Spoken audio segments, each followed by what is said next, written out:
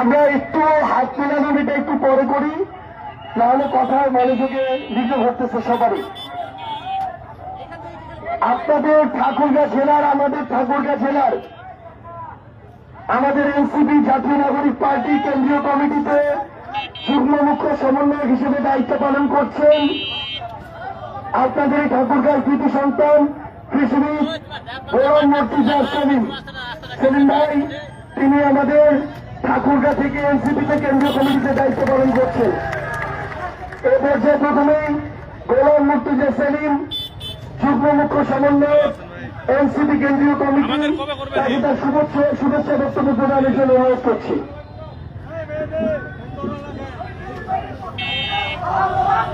প্রিয় পীরগঞ্জবাসী, আপনাদেরকে জানাই কৃতজ্ঞতা ও সালাম।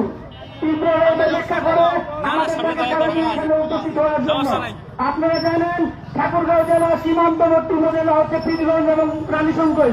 এই সীমান্তবর্তী উপজেলা সমূহ একবারে সরকার থেকে জনবিচ্ছিন্ন বলা যায়। সরকার থেকে উন্নয়নের কোন প্রকার সহযোগিতা ইতিপূর্বে তারা পায় নাই। যদি কখনো জাতীয় নাগরিক পার্টি ক্ষমতাসীন হয়, তাহলে এই অঞ্চলে উন্নয়নে জাতীয় নাগরিক পার্টি কাজ করে যাবে।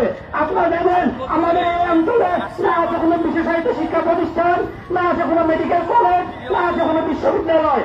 আমাদের এলাকায় যদি সম্ভব, আমরা চাইলে এখানে শিল্পান্ত করে দেওয়া সম্ভব, এখানে স্টোর করে দেওয়া সম্ভব, যেহেতু আমাদের এই অঞ্চলে প্রচুর পরিমাণে ধান এবং গম উৎপন্ন হয়। উন্নত করা সম্ভব। এর মাধ্যমে নেতা এবং বিভাগের সাথে সহজে কানেক্টিভিটি অর্জন করতে পারবো।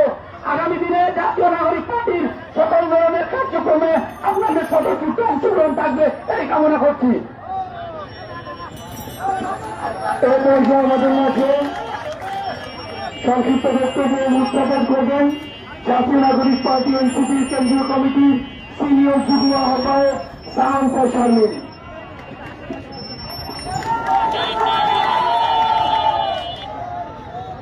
আমার প্রিয় ঠাকুরগাঁয়ের পীরগঞ্জবাসী, আসসালামু আলাইকুম। আপনাদেরকে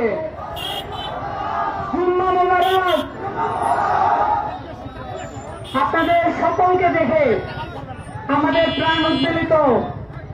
আমরা অপেক্ষায় ছিলাম কবে আপনাদের সাথে আমাদের এইভাবে সহযোগিতা হবে। আমরা জানি উত্তরাঞ্চলের বিভিন্ন জেলায় নানান রকম সমস্যা রয়েছে। আমরা একটা গণ অভ্যুত্থান সংগঠিত করেছি, কিন্তু এই ধরনের সমস্যা আমরা দূর করতে পারি নাই।